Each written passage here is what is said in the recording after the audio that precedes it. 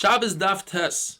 Please remember to subscribe to our YouTube channel so you can watch the full 45-minute shir. The end of the Braisa tells us, Acherim Oimrim. Acherim is usually Reb Meir. Reb Meir says that an Iskufa can serve as a Rosh Hashanah and as a Rosh Hashanah, depending if the door to the Mavoi is open, then it's a Rosh Hashanah. If the door of the Mavoi is shut closed, then the Iskufa, the threshold, is part of the Rosh Hashanah. Now we need to understand, what are we dealing with over here? What kind of Iskufa? We learned the concept of Kaira and Lechi, that is, you have either a vertical beam or a horizontal beam on top that make a distinction and tell us this is the end of the Mavoi, from here on out is Rosh Hashanah. Be careful.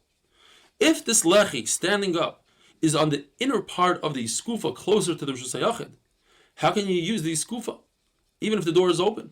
And if you're going to tell me that the Iskufa is less than 4 tefachim, and therefore I could use the walls of the actual Mavoi as a sign, as a Lechi, that's not true.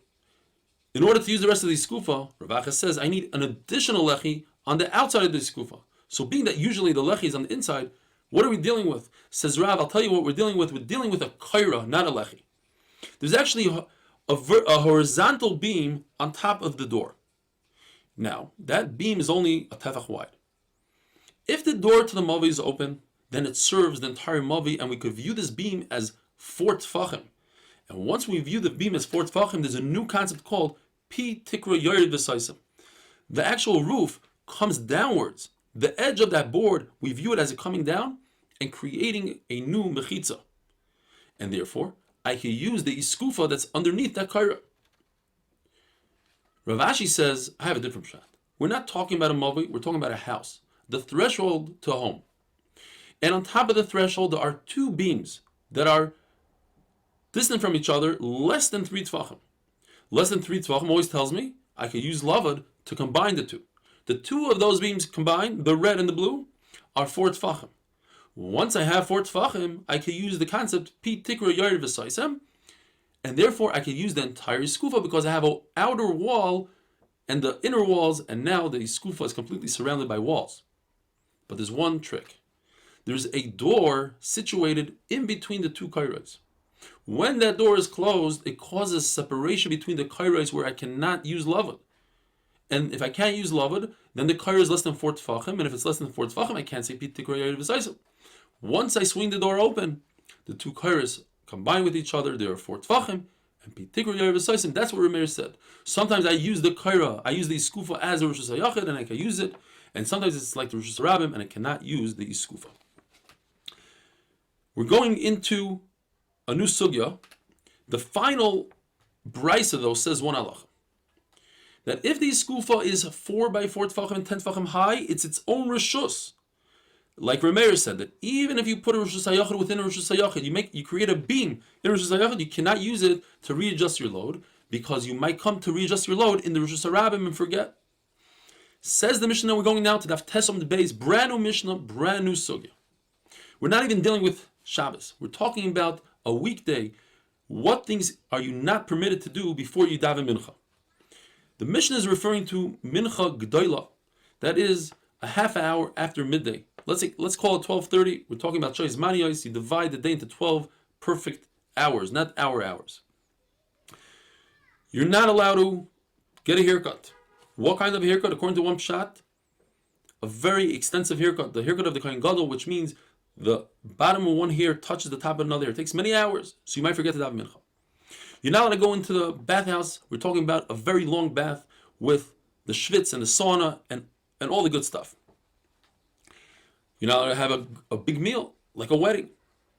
You're not allowed to go into your factory, a bursiki, where you tan hides, or something similar to that, because you might come to forget about mincha. And you're not allowed to start it in Torah.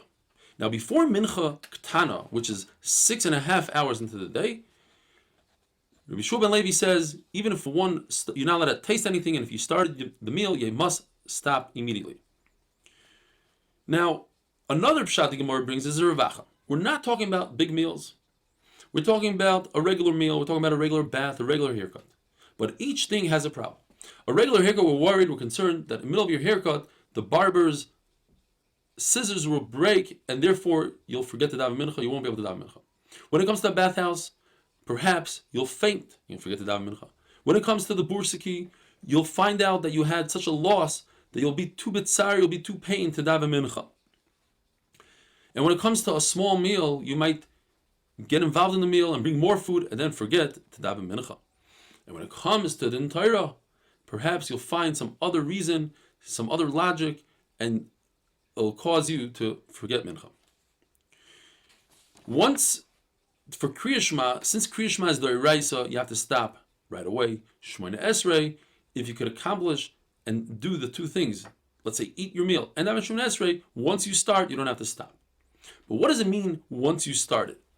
So the Gemara says when it comes to a haircut, it means that you put the apron on. You don't even have to cut your hair. When it comes to a meal, it means you either wash your hands in Eretz Yisrael or you undid your belt in Bavel. When it comes to the bathhouse, it means once you remove one article of clothing, the first article, then that means you started the bath. When it comes to the Torah, it depends.